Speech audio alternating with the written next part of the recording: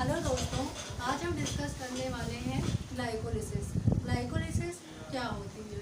तो ग्लाइकोलिसिस एक oxidative metabolic cycle है। क्या है? एक ऑक्सीडेटिव मेटाबॉलिक साइकिल है। जो ग्लाइकोलिसिस के पॉइंट्स होंगे तब हम इस साइड लिखेंगे, ऑक्सीडेटिव मेटाबॉलिक साइकिल है। तो ग्लाइकोलिसिस आपसे कोई एक टाइम में पूछे तो ग्लाइकोलिसिस क्या है? ऑक्सीडेटिव मेटाबॉलिक साइकिल होती है। ठीक है। और एम क्या होता है? पहली दूसरी चीज आती है एम। तो एम क्या है? एम क्या होता है? तो एम होता है एटीपी की रिक्वायरमेंट होता है। एटीपी एंड एनएडीएच की जब रिक्वायरमेंट होती है तब हम ग्लाइकोलिसिस को हम स्टार्ट करते हैं। ओके। तो एटीपी एंड एनएडीएच की रिक्वायरमेंट के लिए हम ग्लाइकोलिसिस को स्टार्ट करते हैं। दूसरा, carbon metabolic intermediate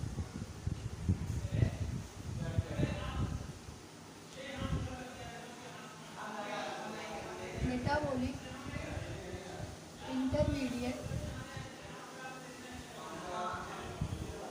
metabolic intermediate का जब फॉर्मेशन होता है तब एटीपी को स्टार्ट करने की रिक्वायरमेंट होती है। और अगर आपसे कोई क्वेश्चन पूछता है लोकेशन क्या है, ग्लाइकोलिसिस की लोकेशन क्या है, तो लोकेशन की बात करते हैं तो सबसे पहली चीज़ तो ये है कि ऐसा नहीं कि यूकैरियोटिक सेल्स में ही ग्लाइकोलिसिस ऑपरेट होती है। ग्लाइकोलिसिस प्रोकैरियोटिक सेल्स में भी ऑपरेट होती है और यूकैरियोटिक सेल्स में भी ऑपरेट होती है। तो ग्लाइकोलिसिस में सबसे पहली चीज़ तो ये आती है किसमें ऑपरेट होती है, तो प्रोकैरियोटिक एंड यूकैरियोटिक सेल्स में ऑपरेट होती है, ये तो हमें पता है। लेकिन प्रोकैरियोटिक एंड यूकैरियोटिक सेल्स में कहाँ ऑपरेट होती है, तो साइटोप्लाज्म में ऑपरेट होती है। तो लोकेशन क्या है?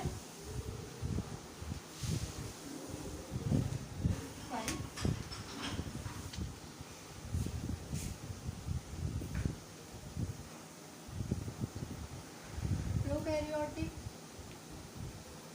यूकैरियोटिक सेल्स में ऑपरेट होती है। कहाँ ऑपरेट होती है? साइटोप्लाज्म में ऑपरेट होती है। कहाँ ऑपरेट होती है? दोनों में, साइटोप्लाज्म में ही ऑपरेट होती है। ठीक है। तो सबसे पहली चीज़ ग्लाइकोलिसिस क्या है? तो ग्लाइकोलिसिस एक ऑक्सीडेटिव मेटाबॉलिक साइकिल है और इसका एम क्या होता है?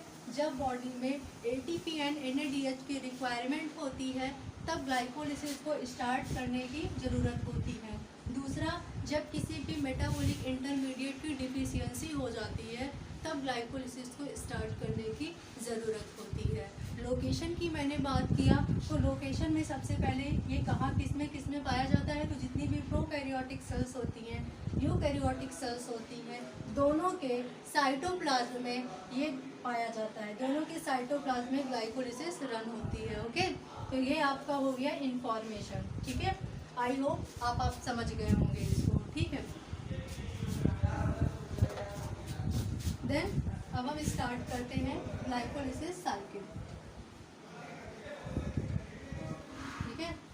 तो फर्स्ट ऑफ ऑल ग्लाइकोलिसिस में पहली शुरुआत किसकी होती है? ग्लूकोज से। ठीक है। ग्लूकोज से क्या बनता है? ग्लूकोज 6 फॉस्फेट होता है। पूरे ग्लाइकोलिसिस में 3 इरिवर्सिबल रिएक्शन है, बाकी सभी रिवर्सिबल रिएक्शन है। तो सबसे पहले एंजाइम होता है ग्लूकोज से ग्लूकोज 6 फॉस्फेट में कन्वर्जन के लिए। पहला एंजाइम है हेक्सोकाइनेज।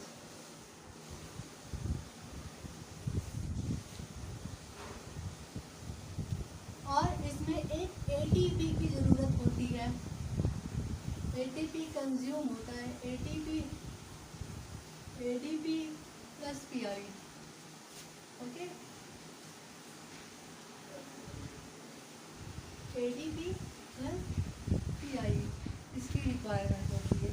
इसके बाद में जब ग्लूकोज से ग्लूकोज 6 फॉस्फेट बन जाता है तो ग्लूकोज 6 फॉस्फेट से फ्रैक्टोज 6 फॉस्फेट बनता है। आप जानते हैं कि ग्लूकोज और फ्रैक्टोज का मॉलिक्यूलर फार्मूला सेम होता है लेकिन फंक्शनल ग्रुप दोनों में अलग अलग होते हैं। और ये किसका डिफिनेशन होता है? आइसोमर का। तो इसमें क्या हो जाएगा? ग्लूकोज 6 फॉस्फेट से फ्रैक्टोज 6 फॉस्फेट का फॉर्मेशन होगा। तो इसमें क्या हो जाएगा? एक एंजाइम होगा phosphohexoisomerase. Phosphohexoisomerase. Isomer होता है क्योंकि इसके मॉलिक्यूलर फार्मूला सेम है, सिर्फ फंक्शनल ग्रुप और इनके स्ट्रक्चर्स अलग अलग होते हैं।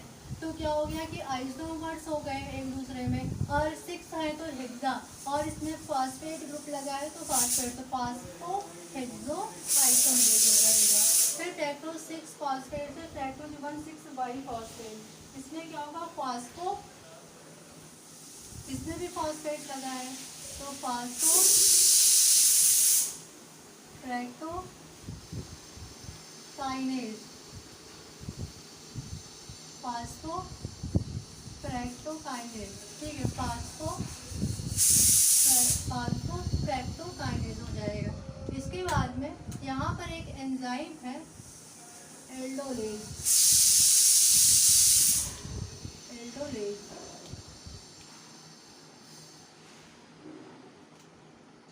यहाँ पर कौन सा एंजाइम वर्क करेगा, एल्डोलेज वर्क करेगा।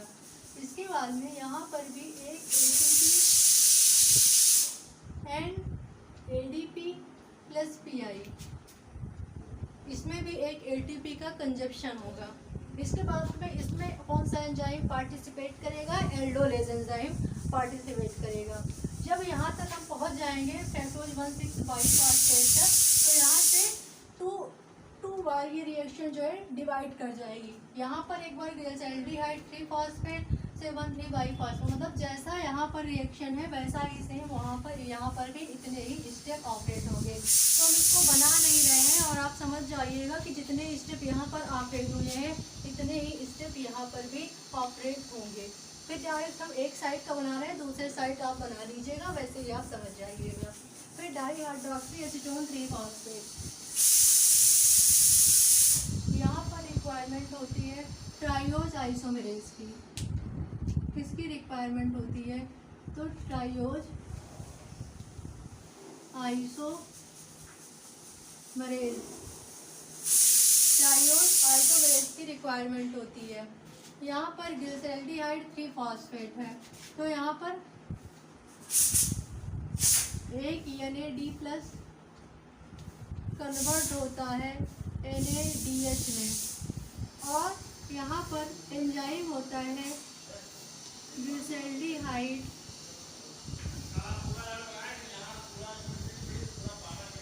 3 फॉस्फेट डिहाइड्रोजिनेज,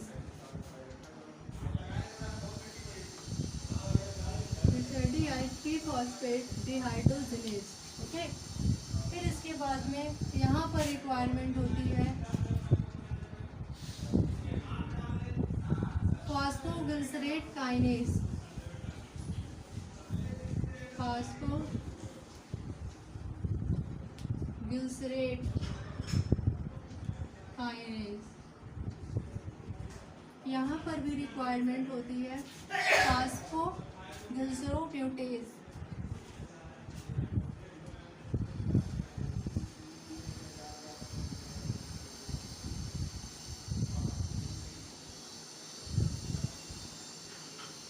फॉस्फोग्लिसरोम्यूटेज एंजाइम यहाँ पर रिक्वायरमेंट होती है। यहाँ पर एंजाइम का इन्वॉल्वमेंट होता है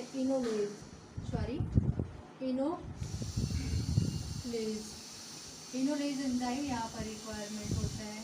यहाँ पर रिक्वायरमेंट होता है पायरुवेट काइनेज का।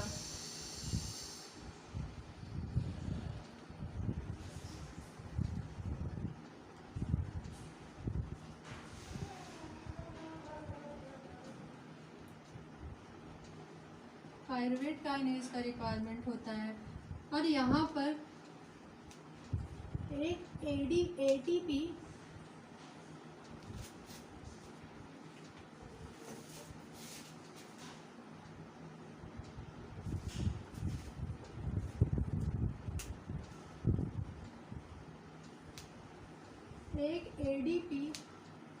कन्वर्ट होता है ATP प्लस PI में, और यहाँ पर एक ADP कन्वर्ट होता है ATP प्लस PI में, सॉरी ATP में only, not PI। ATP convert होता है पीआई में।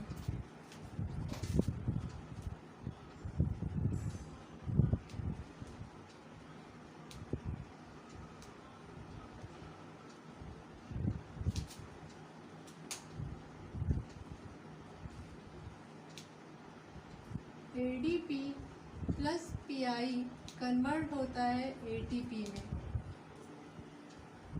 यहाँ पर एडीपी प्लस पीआई कन्वर्ट होता है एटीपी में। ठीक है, ये जो रिएक्शन होती है फास्फोफ्रैक्टोकाइनेज, ये कमिटेड स्टेप होता है।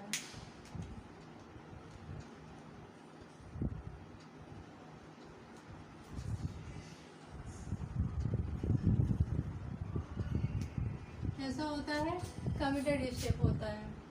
तो एक बार फिर से ओवरऑल ग्लाइकोलिसिस को हम समझ लेते हैं।